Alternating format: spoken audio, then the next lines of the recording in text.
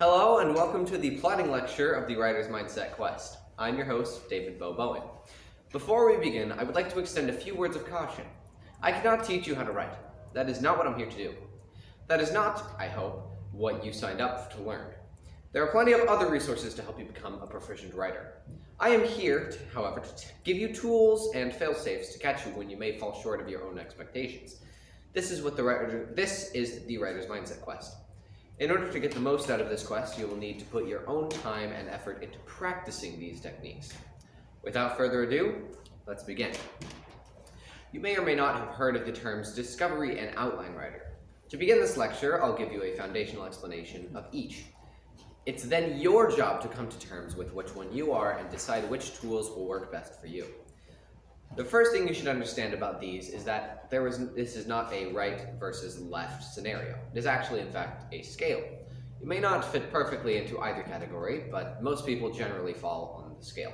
Some people find it easier or better to think about certain factors before they write, such as characters and plot, but find setting to be something they like learning about alongside the characters and or reader. On the other hand, there are those who prefer outlining every thinkable detail before they begin, and still others who start with an idea and let their minds take them where it will. With that in mind, I'll now introduce you to the types of writing, discovery and outlining. I'll begin with discovering since it's the one I understand least. Discovery writing is a term applied to people who have a general idea of the story or plot archetype and begin writing before fleshing it out, discovering the story as it unfolds on the page. Stephen King, an alleged discovery writer, creates believable characters and lets them shape the way the story goes, the story's direction. This is a form of discovery writing, though it can take many shapes and sizes. Some resources for this, since I'm confident that the synopsis will be insufficient for you, most of you at least, my apologies, can be found all over Google. I encourage you to look around. This lecture is more directed toward outline writers, but I have it on good authority that discovery writers benefit from knowing these things as well. Wait a minute. I might have... Yeah, there we are. Discovery versus outline writing. Let's see. Yeah. Now, onto outlining. This is the method I personally prefer, but that doesn't necessarily make it better. Outliners often prefer to make many more rules for their characters' magic and story to follow up front. Details are important to the outline writer, and we tend to spend a lot of time imagining things and writing out rules before moving on to storytelling.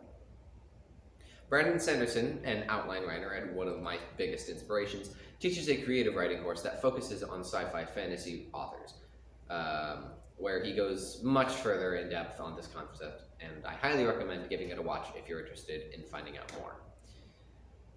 Anyway, on to part two, plot structure. Chances are that, if you're watching this, you're interested in writing a story. I know that's why I'm here, or at least one of the reasons. However, something you may be struggling with is knowing what story to tell. The answer to this is complicated at first, but understandable through time and effort. Oftentimes, a story can be separated into a few interweaving parts: plot, character, and setting. Today, I will be just focusing more on plot. Of course, rarely is anything truly as simple as it seems. Plot, as with many things, isn't as simple as a single word. With this in mind, I'll begin diving into the plot structure. Plot structures are essentially a codification or patterns in most stories. There are plenty of types of structures a plot can have, but here are a few examples. Often in stories, your plot's tension can be represented as a mountain range, like this diagram. Or I guess it's one diagram, but it shows two. Anyway, where was I? Yeah. So generally, it can be represented as a mountain range like this diagram, where the stories aren't generally straight, a straight line all across, but they climb uphill more often than not. They also rise and fall at certain points. This diagram depicts Aristotle's unified plot structure in red and Freytag's pyramid plot in the blue. These are some basic theories of plot structure, showing the tension in a story rising and falling over time. They are not universal, but are good guidelines to go by. You may have heard of the monomyth, the theory that there is one singular story to tell, one that's been told throughout the years over and over. This theory was invented by Joseph Campbell, who wrote The Hero with a Thousand Faces. This diagram shows the monomyth, also known as the hero's journey. Though I highly support this, the monomyth, as well as Aristotle's and Freytag's plot structures, and agree that they are excellent guidelines, I don't believe that they are all-encompassing. Yet another example of the plot structure is the three-act plot, which, here on my beautiful screen here. The three-act plot structure starts in Act 1, which details the setup with exposition, an incident that incites forward action, and plot point 1, whatever that may be. Take Star Wars, for example. In the opening of the movie, it begins with an exciting space chase. Princess Leia is determined to keep the plans from Darth Vader and the Imperial forces. She sets the rest of the movie up by offering exposition in the form of a message to Obi-Wan Kenobi to the audience. Princess Leia's capture and the droid's unexpected escape to Tatooine are the incidents that set off the chain of events that we see throughout the rest of the film. Cut to Luke Skywalker, living a boring life as a moisture farmer on a desert planet. He and his Uncle Ben discover the... It is Uncle Ben, no. No, that's... I'm pretty sure that's Spider-Man. Uncle Owen. Anyway, Uncle Owen, discover the two droids and take them back to the house. Thank you. Where Luke discovers Princess Leia's message. This leads to Luke traveling through the desert, meeting Obi-Wan, and then returning home to his parent figures who are now dead. Act 1 ends with Luke becoming more proactive and determined to fight against the Empire. However, in order to do this, he and Obi-Wan will need to get to space somehow. Begin Act 2. Act 2 is often the longest of the three, taking about one half of the time, as you can see here. It's fine. While the other two acts take about 1/4 each. Act 2 details rising action, a midpoint where the things go wrong, or ascending action, as in there. And, the midpoint or the twist, generally where things go wrong. Plus the second plot point, which is the climax of Act 2. Enter Han Solo, who seems to be an excellent choice for space transport, but he seems unreliable and is motivated only by money. Luke and Obi-Wan convince him to take them to Alderaan, but not before a shootout with the Empire and a close call with some bounty hunters. They all escape unharmed, but are now on the Imperial radar, and Jabba the Hutt is also a threat the group faces during the later movies. Cut back to Princess Leia, now in the Death Star with Darth Vader and Moff Tarkin. During an exchange where Tarkin threatens to destroy Alderaan, Leia's home planet, if she doesn't tell him where the rebel base is, Princess Leia lies, but to no avail. The Death Star is, contrary to Tarkin's word, tested on Alderaan, which is completely obliterated. Soon thereafter, it is discovered that Princess Leia lied, and the true location of the base is revealed. Obi-Wan, Luke, Han, Chewie, and the droids arrive at the previous location of Alderaan, which is now completely gone. They decide to change course toward the Death Star, which, I should note, is not a moon. The group all infiltrate the Imperial construct and come face to face with danger after danger. They rescue Princess Leia, and Obi-Wan successfully shuts down, and Obi-Wan successfully shuts down the tractor beam that prevented them from escaping in the first place. Unfortunately, not all goes as smoothly as they'd anticipated. Darth Vader senses Obi-Wan Kenobi's presence and goes to confront him. Ultimately, the victor of the duel is Darth Vader, with Obi-Wan's empty robe falling to the floor. Yet again, under heavy Imperial fire, the crew all escape with their lives dejected and exhausted.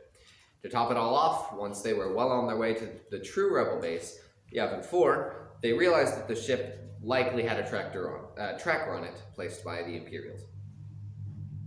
End Act 2. The characters are left with one final hope in discovering the Death Star's weakness. Throughout the second act, the characters begin to act much more independently, even if it is to little avail. It's also abundantly clear that the low point is at the end of Act 2, the rebellion's final hours. Obi-Wan Kenobi is dead, villains are at every corner, and almost all hope is lost. Finally, it's important to note that the second major plot point, the last hope for the rebellion, is to destroy the Death Star. Begin Act 3. Act 3 is the final bit of the story, where all the loose ends get tied up, and the winner of the war, or battle in this case, is decided. It involves a short climax segment, and denouement, it's French, that's cool, where the story ends. The rebels all meet on Yavin 4, prepared as best they can to make a final push against the Empire, the last hope for the return of the Galactic Republic. They discuss the plans of the Death Star and its potential weaknesses. An exhaust port on the outer shell, which a small striking team may be able to hit. If they can get there before the Empire gets to them, and if they can avoid Imperial fire, and if they don't miss. The stakes are high, but the only choice is clear, so the rebels get geared up to go. The true strength of the Empire shows as most of Luke's pilot companions are shot down, and the few remaining are forced to retreat. Darth Vader's target system locks onto Luke. 2 TIE fighters flank the last X-Wing. All hope is lost. But 2 blasts hit the fighter to Vader's right, causing it to crash. Vader loses focus and begins to spin out of control. Han Solo, returning to the rescue after leaving selfishly with his payment, lets out a yell, flying overhead to cover Luke. The enemy is nearly defeated, but there is still the Death Star to worry about. Luke hears a voice telling him to use the Force, rather than using his targeting system. It's Obi-Wan. Luke lets the torpedoes loose, and they enter the exhaust port, and the rest is history. The Death Star is blown to smithereens, and the rebels celebrate their victory, with the heroes being rewarded with medals, and the movie ends with trumpets of triumph. Act 3 begins with a hopeless beginning, and solidifies how impossible the tasks they must achieve are, and in the end, the hero either succeeds or fails. Most often, they'll succeed and the story will end happily, but this is not essential. Plot structure is a large part of writing a story, and it's always best to choose the structure that will benefit your story the best. Next, we're going to move on to plot archetypes. There are many types of plots, but there are 7 basic ones. So says Christopher Booker in his book, The 7 Basic Plots. Of course, if you'd like a list that claims to have every plot archetype ever, I've got that source. Admittedly, I don't believe that it has every type of plot possible or conceivable, but I can't think of any further, so I offer it as a resource.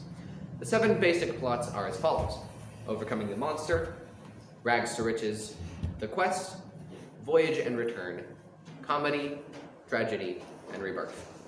I'd caution most of you to stay away from one singular plot archetype, basic or otherwise. However, I also encourage you, if you feel you must, to lean into these basic ones with all you have to tell your story. Overcoming the Monster is a plot that outlines the protagonists setting out with determination to avenge something they lost by destroying the thing that took the thing from them. Destroying the thing that took the thing. Some examples of this are, as I was just talking about, Star Wars, Attack on Titan, James Bond, and Jaws. Rags to Riches tell the story of a poor beggar, or someone lacking in something important to them, and becoming rich, or gaining that important thing. Often they lose it all somehow, only to determinedly get it back again, growing as a character. I would argue that the most underdog stories fall into this category. Some examples of this include Cinderella, The Prince and the Pauper, The Mighty Ducks, and A Little Princess. The Quest is all about adventure, detailing the adventures or misadventures of a person or group of people who set out searching for an object or location. Oftentimes they face great trials and troubles. Some examples of this are Percy Jackson and the Lightning Thief, the Lord of the Rings trilogy, Indiana Jones and the Raiders of the Lost Ark, and Xenoblade Chronicles 2. Voyage and Return chronicles a hero leaving home to find a strange land, overcoming its obstacles and difficulties, only to finally leave and return home with experience. Some examples of this include Alice's Adventures in Wonderland, The Lion King, Back to the Future, and The Hobbit. Comedies aren't always humorous, but are really more of a generalization for stories about a cheerful character who triumphs over difficult circumstances. Oftentimes, a comedy will have many interweaving plot points that seem confusing and complicated, but all gets resolved in the end. Most romances fall into this category, by the way. Great examples of this include Much Ado About Nothing, A Midsummer's Night Dream, and Twelfth Night, all excellent Shakespeare plays. The Tragedy is a story of, tragedy. It tells the story of a good character who falls to their own flaws and mistakes, most frequently dying in the process. Some examples include Hamlet, Romeo and Juliet, The Hunchback of Notre Dame, and Titanic. Rebirth chronicles a character whose flaws and unpleasant characteristics make them almost like an anti-hero. However, by the end of the story, the character will become much better as a person, or, as an interesting twist possibility, they may get worse. Some examples of this are Groundhog Day, A Christmas Carol, Pride and Prejudice, and Beauty and the Beast. These do indeed encompass most of the plot archetypes listed in the link that I will provide in the description, but you should probably consider these basic ones to begin with. Alright, now part 4, plotting in practice. There are many different ways to outline a plot, and no one is always right for everyone. This is in part because the outline discovery dilemma. Because there are so many, I will be going very in-depth to one of my particular favorite outlines. I also strongly suggest that you do your own extra research, but if you're really interested in this topic. This outline structure was introduced to me by Brandon Sanderson in his 2020 lecture on plot, which are available for free on YouTube. If you're writing your first novel, I highly suggest you to watch these lectures, as well as his other content. Let's see here. Oh, I guess I'll have that in a second. Oh, oops. I guess I missed a slide. It's fine. First, I'll start with the characters. The characters, as the relatability factor of your story, is one of the most important things in your story. They're important enough to take up their own lecture, which will be included in the iCard whenever it comes out. These characters will have a basic introduction in this first part of the outline. I suggest describing them with any possible plot-related details and any other identifying factors in a few paragraphs. Include their personality, desire, fears, and any other information you feel will be important. You may also want to include other character arcs. These are always a good way to keep your audience invested in the character. Often, you don't need to do this with more than 3 characters, particularly a few main protagonists and antagonists. However, even side characters should have a dedicated paragraph or 2, and perhaps even a small character arc. Now you'll want to move into setting. Where are they? Do they have advanced technology or interesting magic? Are there any rules the readers, or even just you, need to know? What does the world look like, and what do the people act like? What are their traditions and customs that have come out with the world that while this world has existed? Again, my world-building lecture will be in the iCard whenever it's created, and I urge you to check out Brandon Sanderson's lecture on this topic. Moving on down, we get to plot. Plot, in this sense, is more about how your story will be told. Plot, in the sense I'm using it now, can be separated into 3 main parts: promises, progress, and payoff. So now we'll be moving on to promises, section 4.1. Promises are exactly what they sound like. Promises you make to your reader. What is the reader wanting to see or read about through your story? Why are they invested? While you outline and write, you should constantly be asking yourself this: what have I promised my readers, and how can I deliver on it? Here's a little hint: you don't always have to do exactly what you initially promised. Subtle subversions or promises are satisfying when used correctly. Oftentimes, these are difficult to outline initially, but as you continue creating your story, I suggest you keep a list of what you promise, how you promise it, and when you promise it. There are promises for genre, tone, character, and plot archetypes. You should set these up as soon as possible and try to make it clear what you're promising. You should identify what each of these promises are. The plot and character promises will likely be the ones you'll focus on most while you're writing. So I'll begin with genre and tone, which are generally more natural.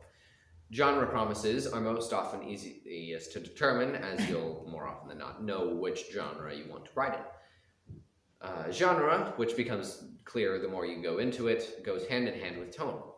These are 2 promises you'll make early on with how you introduce your story. If you're writing a grim, dark, epic fantasy, you'll want to begin with the story by bringing your audience into that place with grisly imagery, unsettling undertones, and some information on your world. Conversely, if you're writing a wacky spy comedy in a futuristic world chronicling the adventures of 2 goofy companions, you'll want to start with some hijinks happening amidst plenty of gadgets and semi-competent baddies. Of course, these are only 2 examples. Begin your story however you wish, but do your best to stick to your tone and genre. When introducing your character, you may also feel it necessary to introduce the basic structure of your plot. Take Indiana Jones and the Raiders of the Lost Ark, for example. It starts with a gritty tromp through the jungle, promising exploration and adventure. As the opening progresses, Indy loses two companions, one to the fear of the statue and the other to a failed betrayal. Now, with only one fearful companion, Indy makes his way into a lost temple. Not far into the cave, he and his companion find their backs covered in a multitude of spiders, which Indy casually brushes off with his whip. The pair find themselves face to face with deadly trials and a few jump scares. This sequence promises suspense and coming face to face with death. Next, Indy makes his way up to a pedestal with a golden idol, which he, none too quickly and all too suspensefully, removes by replacing it with a small bag of sand. The temple begins to collapse around the pair, and they run. Indy throws the idol to his companion, but gets left in the dust. Indy quickly escapes the room on his own to find his companion dead on the other side. Of course, Indy's not out of the woods yet. He grabs the idol and gets ready to leave, but finds a large, round boulder waiting to roll over top of him. Classic. He runs away and barely escapes with his life. These sequences promise action and adventure throughout the movie. Covered in cobwebs and prone on the floor, he looks up to find himself face to face with a tribe of nomads, and at their head, Indy's arch rival. This leaves us to the last few promises I'll mention here. Indiana Jones is, for the most part, a regular guy. He's not immune to failure. This is a character promise as well as a plot promise. At the beginning of your story, you should promise tone, genre, character, and plot by setting out the details of each. Progress. Next, there's progress. How will you get your readers to feel like things are happening? One common way to do this is by creating a map. Your readers may enjoy following along with the physical locations represented in your world. Another way progress is indicated is the page count. Books are a natural time bomb. That's another Sanderson quote. Your audience should be asking, what is at the end? And you should help them feel like they're always getting closer to that end. These things aren't really what define progress. Actually, they're what creates an illusion of progress. Progress isn't something that readers can always define. Instead, you'll be pulling the wool over their eyes and getting them to think that the wool is moving forward somehow. It's a weird analogy, just go with it. With progress, you should list your plot archetype and you should list your plot archetype and why people enjoy this kind of plot. This will help you come to, your own promises as well. This will also include your plot structure, which we discussed earlier. Next, you'll outline what you want to happen, specific events your characters should endure or overcome. With this, you'll want to start with the goal. What do you want to happen at the climax or denouement? That word again. Immediately following this, you'll want to define why that is so awesome and why you want it that way. Next, you'll list clues and red herrings that you want to plant inside your stories at times, perhaps clues to hint at those clues even. Following this, you'll define if you want to follow a sub-archetype. This includes the information plot and relationship plot or subplot, depending on what story you're telling. Your information and relationship plot sections will denote exactly what you want to happen and how it'll happen. You'll also want to ask yourself how you can give the characters information without revealing the entire mystery of the story.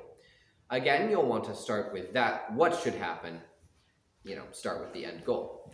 Then ask yourself what needs to happen and why can't it happen? Why doesn't this tool or magical thing work? Why don't protag girl and shy boy get together the first time they meet? Think of the solution to these problems as braiding roses. At first, the needles of the stems are facing toward the other rose. However, the longer they work together, the more the thorns begin to face the other direction. Often, you can plot points by using a bracket system, for example. Here's a simple structure for Star Wars. So, to open, you have the big ship versus a little ship plot, which starts at the very beginning with the Imperial Starfighter chasing the Rebels ship. In yellow, we have the plot opening, Get the Plans to Rebels, opened by Princess Leia, who is, help me, Obi-Wan Kenobi, you're my only hope. The green one is Luke becomes a Jedi. That's what we're hoping will happen at the end of the end of the story. And the blue one is Han becomes a nicer guy. So Then you can go, these are the initial ones. Then you can go into what specific events happen, where does it close, where does it open, and I'll just go through those really quick. Suddenly, the big ship is much bigger now. That's what this red guy is. Instead of just an Imperial starfighter, it's now an entire moon-sized spaceship thing. Now, Alderaan is gone. That's where they needed to go, but now it's gone. That's not a good thing. That's very bad. Then Obi-Wan dies. That's the green. Now finally, right after that, they got the plans of the rebels. That's what happened in the next yellow. The closing closing bracket, so now open bracket, close bracket. It's not exact, it's fine. And then another plot point right here, the blue one, is Han leaves very selfishly because he finally got his money. He had no more reason to be there. Finally, right here, now they have to destroy the Death Star, or else the Rebel Alliance is destroyed. It's gone forever. However, in the moment of despair, right here, Han does become nicer. He comes back, and not for the money. He comes back to save his friends. Luke uses the Force, which closes the green one, and the Death Star gets blown up, ending the big ship versus little ship thing. These are good reminders for whatever plots and subplots you'll be using. Finally, there is payoff. The satisfactory ending your readers are always hoping for, and the endings you envisioned. Ask yourself what the goal is, whether that be a climactic moment or a character becoming greater than what they started. You'll want to know where you will end up. Begin with the end in mind and work your story backward. What does this character need to do in order to achieve your end goal? Will they need to practice a skill, solve a mystery, learn about magic and how it works? Whatever it is, you should help your readers develop a kinship with your character and show them becoming who you want them to be. Will your character fail sometimes? What will go wrong? These moments of cheap failure offer your character realism and relatability. Oftentimes you'll find that readers they enjoy the ability to anticipate what's coming, offering them clues, or even red herrings at times, that allow them to come into their own conclusions and possibly anticipate the ending as satisfying and enjoyable. That is different from spoiling the ending, which I am morally opposed to. Please don't spoil stuff for me. That's most readers, actually, but if the reader can put all the clues together in a satisfying way, that is, if you give them enough clues to make the payoff worth it, you've done your job well. Well, that just about wraps it up. It's a relatively short lecture on writing novels. I hope that this helps you out. Please give me any suggestions or comments you feel needful on my website, which is in the description. Please be sure to like and subscribe if you enjoyed this, as I will be creating similar videos in the future. Thank you, and keep writing.